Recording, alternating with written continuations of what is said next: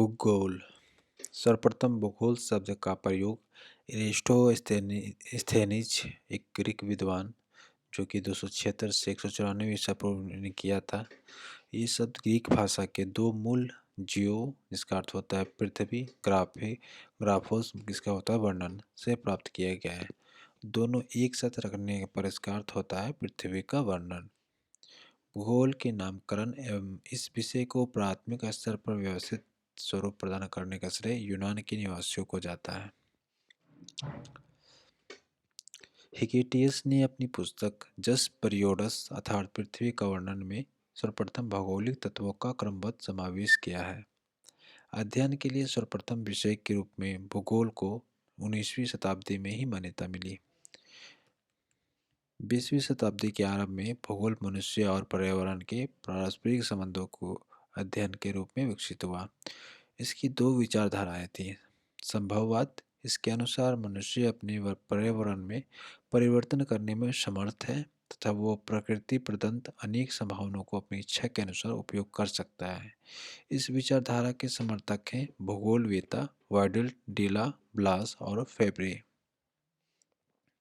दूसरा है निश्चयवाद। इसके अनुसार मनुष्य के सारे काम पर्यावरण द्वारा निर्धारित होते हैं अतः मनुष्य को स्वेच्छापूर्वक कुछ करने की स्वतंत्रता कम है। इस विचारधारा के प्रमुख समर्थक हैं भूगोलवेत्ता रीटर रेटजेल। नवीन निश्चयवाद का संस्थापक है एलन सैम्पुल और हंटिंगटन। भूगोल की कुछ परिभाषाएं। सबसे पहला, भूगोल एक ऐसा स्वतंत्र विषय है जिसका उद्देश्य लोगों को विश्व, आकाशीय पिंडों, स्थल, महासागरों, जीव जंतुओं, वनस्पति, फलों तथा भूरातल के क्षेत्र में देखी जाने वाली प्रत्येक अन्य वस्तु का ज्ञान प्राप्त कराना है। ये परिभाषा स्ट्रैबो द्वारा दिया गया है। दूसरा है, भूगोल पृथ्वी की झलक को स्वर्ग में देखने वाला अभामय विज्ञान है। ये परिभाषा केटलियस टॉलमी के द्वारा दिया गया है। भूगोल वो विज्ञान है जिसने पृथ्वी को स्वतंत्र ग्रह के रूप में मान्यता देते हुए उसकी समस्त लक्षणों, घटनाओं एवं उसके अंतर संबंध का अध्ययन किया जाता है। ये परिभाषा कार्ल रिटर द्वारा दिया गया है। और चौथा परिभाषा है, भूगोल में पृथ्वी के उस भाग का अध्ययन किया जाता है जो मानव के रहने का स्थान है। ये परिभाषा आर्थर होम्स द्वारा दिया गया है। अस्तित्वमान द्रव्य एवं ऊर्जा के सम्मिलित रूप को ब्रह्मांड कहते हैं। दूसरे शब्दों में सूक्ष्म अणुओं से लेकर महाकाय आकाशगंगाओं तक के सम्मिलित स्वरूप को ब्रह्मांड कहा जाता है। ब्रह्मांड की उत्पत्ति से संबंधित प्रमुख सिद्धांत महाविस्फोट सिद्धांत या बिग बैंग थ्योरी एब जॉर्ज लेवेंतियर के द्वारा दिया गया था। दूसरा है सामान्य अवस्था या सतत दृष्टि सिद्धांत या स्थिर अवस्था कल्पना steady state theory Thomas Gold and Hermann Bondi के द्वारा दिया गया था। तीसरा है दोलन सिद्धांत pulsating universe theory doctor Allan Sandage के द्वारा दिया गया था। और चौथा है स्फीति सिद्धांत इन्फ्लेशनरी थ्योरी एलन गुथ के द्वारा दिया गया है। ब्रह्मांड की उत्पत्ति के संबंध में महाविस्फोट सिद्धांत बिग बैंग थ्योरी को सर्वाधिक मान्यता सिद्धांत है।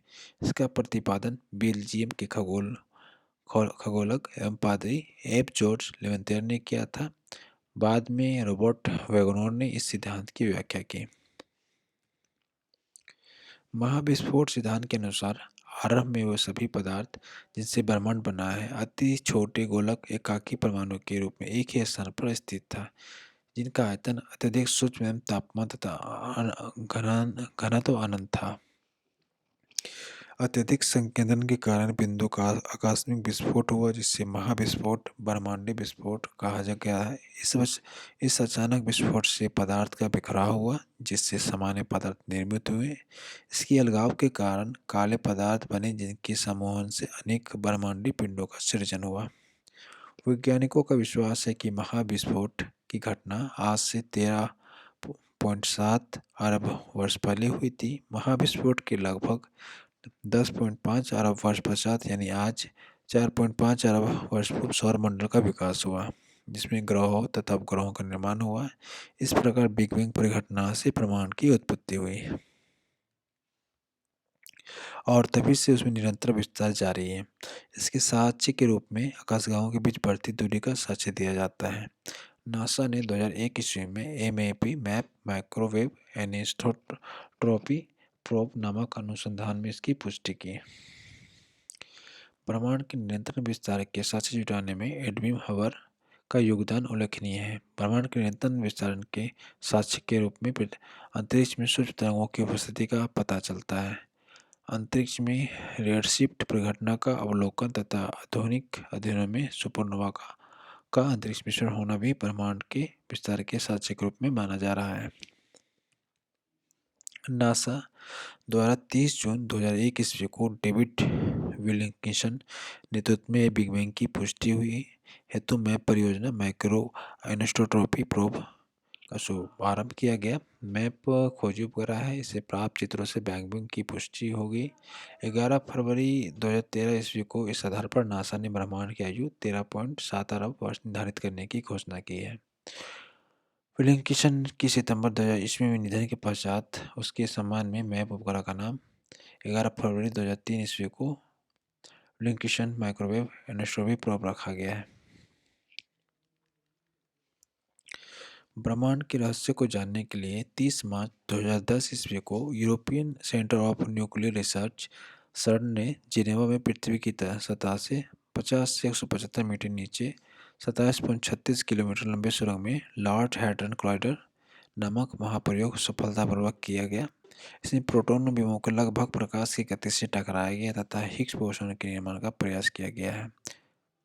माना जाता है कि गॉड पार्टिकल के नाम से जाना जाने वाला हिग्स बोसॉन में ही ब्रह्मांड के रहस्य छिपे हैं, क्योंकि ये सबसे बेसिक यूनिट माना जाता है। CERN ने 4 जुलाई 2012 को हिग्स बोसॉन से मिलता जुलता एक सब एटॉमिक पार्टिकल को खोज करने में सफलता हासिल की। इससे ब्रह्मांड के रहस्य को जानने में मदद मिलेगी। ब्रिटिश वैज्ञानिक हिग्स ने 1964 ईस्वी में कॉस्मोलॉजी समझने हेतु गॉड पार्टिकल प्रामाणिक अवधारणाओं को पेश किया, जो भारतीय वैज्ञानिक सत्येंद्र नाथ बोस की बोसॉन थ्योरी पर आधारित थी। ब्रह्मांड का व्यास 10.8 प्रकाश वर्ष है। ब्रह्मांड की अनुमानता 100 अरब मंदाकिनी है। प्रत्येक मंदाकिनी के अनुमानित 100 अरब तारे हैं। मंदाकिनी तारों का एक ऐसा समूह जो धुंधला सा दिखाई पड़ता है तथा जो तारा निर्माण प्रक्रिया की शुरुआत का गैस पुंज है, मंदाकिनी गैलेक्सी कहलाता है। हमारी पृथ्वी की अपनी एक मंदाकिनी, जिसे दूध में रही आकाशगंगा कहते हैं। अब तक ज्ञात इस मंदाकिनी का 80% भाग सर्पिला है। इसे मंदाकिनी के सबसे पहले गैलीलियो ने देखा था। आकाशगंगा का सबसे नजदीकी मंदाकिनी देवयानी है, जिसे एंड्रोमेडा नाम दिया गया है। नवीनतम ज्ञात मंदाकिनी गैलेक्सी है, जिस ड्वार्फ मंदाकिनी निहारिका एक ब्रह्मांडीय नर्सरी है जहाँ तारों का जन्म होता है। निहारिका में धूल और गैसों का बादल होता है। सभी तारों का जन्म निहारिका में होता है। सिर्फ कुछ दुर्लभ अवसरों को छोड़कर इसमें 2 न्यूट्रॉन तारे एक श्याम विवरण बनाते हैं। वैसे भी न्यूट्रॉन तारे श्याम विवरण तारे माने जाते हैं, जहाँ यहाँ पाए जाने वाले गैसों में हाइड्रोजन गैस, हीलियम गैस एवं अन्य आयनीकृत प्लाज्मा गैसें होती है। निहारिका 2 अलग अलग कारणों से बनती है। पहला ब्रह्मांड की उत्पत्ति, दूसरा किसी विस्फोट में तारे से बने सुपरनोवा से। ब्रह्मांड के जन्म के बाद परमाणु का जन्म हुआ और इन परमाणु से धूल और गैस के बादलों का निर्माण हुआ। सुपरनोवा से जो पदार्थ उत्सर्जित होता है, इससे भी निहारिका का जन्म होता है। इसके उदाहरण हैं वेल और कर्क। निहारिका की उत्पत्ति ब्रह्मांड के जन्म सुपरनोवा के मिश्रण से भी हो सकता है। निहारिका की कुछ प्रकार। उत्सर्जन निहारिकाएं ये सबसे सुंदर और रंग बिरंगी होती हैं। ये बन रहे तारों से प्रकाशित होती हैं, उदाहरणतः चील एवं झील निहारिका। प्रवर्तन निहारिकाएं ये तारे के विकास को परिवर्तित करती हैं। ये तारे या निहारिका के अंदर होते हैं और यहाँ पास में होते हैं। उदाहरण प्लेट्स निहारिका। श्याम निहारिकाएं ये अपने पीछे से आने वाले प्रकाश को एक दीवार की तरह रोक देती है। यही कारण है कि हम अपनी आकाशगंगा में बहुत दूर तक नहीं देख सकते हैं। ग्रहीय निहारिकाएँ। इसका निर्माण उस वक्त होता है जब एक सामान्य तारा एक लाल दानव तारे में बदलकर अपनी बाहरी तवों को उत्सर्जित कर देता है। इसी वजह से इनका आकार गोल होता है। आरियल नेबुला हमारी आकाशगंगा के सबसे शीतल और चमकीले तारों का समूह है। तारों के बारे में विस्तृत जानकारी के लिए भौतिक का अध्याय ब्रह्मांड देखें। सौर मंडल सूर्य के चारों ओर चक्कर लगाने वाले विभिन्न ग्रहों और क्षुद्र ग्रहों, धूमकेतुओं, उल्काओं तथा अन्य आकाशीय पिंडों के समूह को सौर मंडल कहते हैं। सौर मंडल में सूर्य का प्रभुत्व है क्योंकि सौर मंडल निकाय के द्रव का 99.99 द्रव्य सूर्य है क्योंकि सौर मंडल निकाय के द्रव का 99.99 द्रव सूर्य में निहित है। सौरमंडल के सबसे समस्त ऊर्जा का स्रोत भी सूर्य ही है। प्लेन मेरा सौरमंडल से बाहर बिल्कुल एक जैसे दिखने वाले जुड़वा पिंडों का एक समूह है। सूर्य सूर्य सौरमंडल का प्रधान है। यह हमारी मंदाकिनी दुग्धमेला के केंद्र से लगभग 30,000 प्रकाश वर्ष की दूरी पर एक कोने में स्थित है। ये दुग्धमेला मंदाकिनी के केंद्र के चारों ओर 250 किलोमीटर प्रति सेकंड की गति से परिक्रमा कर रहा है। इसका परिक्रमण काल दुग्धमेला के केंद्र के चारों ओर एक बार घूमने में लगा समय 25 करोड़ मिलियन वर्ष है, जिसे ब्रह्मांड वर्ष कहते हैं। सूर्य अपनी अक्ष पर पूर्व से पश्चिम की ओर घूमता है। इसका मध्य भाग 25 दिनों में ही, ध्रुवीय भाग 25 दिनों में ही घूर्णन करता है। सूर्य एक गैसीय गोला है जिसमें हाइड्रोजन 71%, हीलियम 26.5% एवं अन्य तत्व 2.5% है। सूर्य का केंद्रीय भाग क्रोड कहलाता है जिसका ताप 1.5 इंटू 10⁻7 डिग्री सेल्सियस होता है तथा सूर्य के बाहरी सतह का तापमान 6000 डिग्री सेल्सियस है। हैंसबेथ ने बताया कि 10⁻7 डिग्री सेल्सियस ताप पर सूर्य के केंद्र पर 4 हाइड्रोजन नाभिक मिलकर एक हीलियम नामक तत्व का निर्माण करता है, अर्थात सूर्य के केंद्र पर नाभिकीय संलयन होता है जो सूर्य की ऊर्जा का स्रोत है। सूर्य की दीप्तिमान सतह को प्रकाश मंडल या फोटोस्फीयर कहते हैं। प्रकाश मंडल के किनारे प्रकाशमान नहीं होता क्योंकि सूर्य का वायुमंडल प्रकाश का अवशोषण कर लेता है। इसे वर्णमंडल या क्रोमोस्फीयर कहते हैं। ये लाल रंग का होता है। सूर्य ग्रहण के समय सूर्य के दिखाई देने वाले भाग का सूर्य किरीट या कोरोना कहते हैं। ये सूर्य का बाह्यतम परत है। सूर्य किरीट एक सिरे उत्सर्जित करता है, इसे सूर्य का मुकुट कहा जाता है। पूर्ण सूर्य ग्रहण के समय सूर्य किरीट से प्रकाश की प्राप्ति होती है। सूर्य की उम्र 5 बिलियन वर्ष है। ब्रह्मांड के बारे में हमारा बदलता दृष्टिकोण। प्रारंभ में पृथ्वी को संपूर्ण ब्रह्मांड का केंद्र माना जाता था जिसकी परिक्रमा सभी आकाशीय पिंड विभिन्न कक्षाओं में करते थे। इसे भू केंद्रीय सिद्धांत कहा जाता था। इसका प्रतिपादन मिस्र यूनानी खगोलशास्त्री क्लॉडियस टॉलमी ने 140 ईस्वी में किया था। इसके बाद पोलैंड के खगोलशास्त्री निकोलस कोपरनिकस ने यह दर्शाया कि सूर्य चंद्र ब्रह्मांड के केंद्र पर है तथा ग्रह इसकी परिक्रमा करते हैं, अतः सूर्य विश्वव्यापी ब्रह्मांड का केंद्र बन गया। इसे सूर्य केंद्रीय सिद्धांत कहा गया है। 16वीं शताब्दी में टाइको ब्रह के सहायक जोहानिस केपलर ने गृह कक्षाओं के नियमों की खोज की, परंतु इसमें सूर्य का ब्रह्मांड का केंद्र माना गया। 20वीं शताब्दी के आरंभ में जाकर हमारी मंदाकिनी दुग्धमेला की तस्वीर स्पष्ट हुई।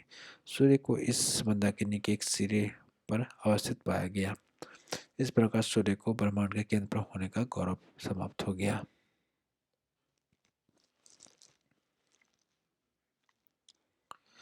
केपलर ने सिद्ध किया कि सूर्य के चारों ओर प्रत्येक नक्षत्र का मार्ग दीर्घवृत्ताकार है। भविष्य में सूर्य द्वारा ऊर्जा देते रहने का समय है 10⁻11 वर्ष। सूर्य के प्रकाश को पृथ्वी तक पहुंचने में 8 मिनट 16.16 सेकंड का समय लगता है। सौर ज्वाला को उत्तरी ध्रुव पर ऑरोरा बोरियोलिस और दक्षिणी ध्रुव पर ऑरोरा ऑस्ट्रेलिस कहते हैं। सूर्य के धब्बे चलते हुए गैसों के खोल का तापमान आसपास के तापमान से 1500 डिग्री कम होता है। सूर्य के धब्बों का एक पूरा चक्र 22 वर्ष का होता है। पहले गर्भावस्था के धब्बा बढ़ता है और बाद में गर्भावस्था के धब्बा घटता है। जब सूर्य की सतह पर धब्बा दिखलाई पड़ता है तो उस समय पृथ्वी पर चुंबकीय झंझावात मैग्नेटिक स्टॉर्म उत्पन्न होते हैं। इससे चुंबकीय सूर्य की दिशा बदल जाती है और एक रेडियो, टेलीविजन, बिजली चालित मशीन आदि में गड़बड़ी उत्पन्न हो जाती है। सूर्य का व्यास 13,92,000 किलोमीटर है, जो पृथ्वी के व्यास का लगभग 110 गुना है। सूर्य हमारी पृथ्वी से 13 लाख गुना बड़ा है और पृथ्वी की सूर्यताप का 2 अरबवां भाग मिलता है। मध्य रात्रि सूर्य का अर्थ। सूर्य का ध्रुवीय वृत्त में देर तक चमकना। मध्य रात्रि का सूर्य आर्कटिक क्षेत्र में दिखाई देता है। सौरमंडल के पिंड। अंतर्राष्ट्रीय खगोल शास्त्रीय संघ इंटरनेशनल एस्ट्रोनॉमिकल यूनियन AIU के प्राग सम्मेलन 2006 के अनुसार सौरमंडल में मौजूद पिंडों को निम्नलिखित 3 श्रेणियों में बांटा गया है। पहला है परंपरागत सूर्य ग्रह बुध, शुक्र, पृथ्वी, मंगल, बृहस्पति, शनि, अरुण एवं वरुण। दूसरा है बौने ग्रह प्लूटो, चेरोन, सरेस 2003 UP 313। तीसरा है लघु सौरमंडलीय पिंड धूमकेतु, उपग्रह या अन्य छोटे खगोल पिंड। ग्रह ग्रह वे खगोलीय पिंड हैं जो निम्न शर्तों को पूरा करते हों: जो सूर्य के चारों ओर परिक्रमा करता हो, उसमें पर्याप्त गुरुत्वाकर्षण बल हो जिससे वो गोल स्वरूप ग्रहण कर सकें, उसके आसपास का क्षेत्र साफ यानी उसके आसपास अन्य खगोलीय पिंडों की भीड़ भाड़ ना हो। ग्रहों की उत्पत्ति परिभाषा INU की प्रयाग सम्मेलन में तय की गई है। ग्रह की इस परिभाषा के आधार पर यम प्लूटो को ग्रह की श्रेणी से निकाल दिया गया। फलस्वरूप परंपरागत ग्रहों की संख्या 9 से घटकर 8 रह गई है। यम को बौने ग्रह की श्रेणी में रखा गया है। ग्रहों को 2 भागों में विभाजित किया गया। पार्थिव या आंतरिक ग्रह, टेरेस्ट्रियल और इनर प्लैनेट। बुध, शुक्र, पृथ्वी एवं मंगल को पार्थिव ग्रह कहा गया क्योंकि ये पृथ्वी के सदृश होते हैं। ये सूर्य व क्षुद्र ग्रहों को पट्टी के बीच स्थित है, इसलिए इसे आंतरिक या पृथ्वी ग्रह भी कहते हैं। ये सूर्य के बहुत निकट है। ये चट्टानों से बने हैं। बृहस्पति या बाह्य ग्रह। बृहस्पति, शनि, अरुण और वरुण को बृहस्पति ग्रह कहा जाता है। ये सूर्य से बहुत दूर तथा बहुत बड़े आकार के होते हैं। ये गैस और तरल पदार्थों से बने हैं। मंगल, बुध, बृहस्पति, शुक्र एवं शनि, इन 5 ग्रहों को नंगी आंखों से देखा जा सकता है। आकार के अनुसार ग्रहों का क्रम घटते क्रम में बृहस्पति, शनि, अरुण, वरुण, पृथ्वी, शुक्र, मंगल एवं बुध, अर्थात सबसे बड़ा ग्रह बृहस्पति है एवं सबसे छोटा ग्रह बुध है। घनत्व के अनुसार ग्रहों का क्रम बढ़ते क्रम में शनि, अरुण, बृहस्पति, नेपच्यून, मंगल, शुक्र, बुध एवं पृथ्वी, अर्थात सबसे कम घनत्व शनि का है, सबसे अधिक घनत्व पृथ्वी का है।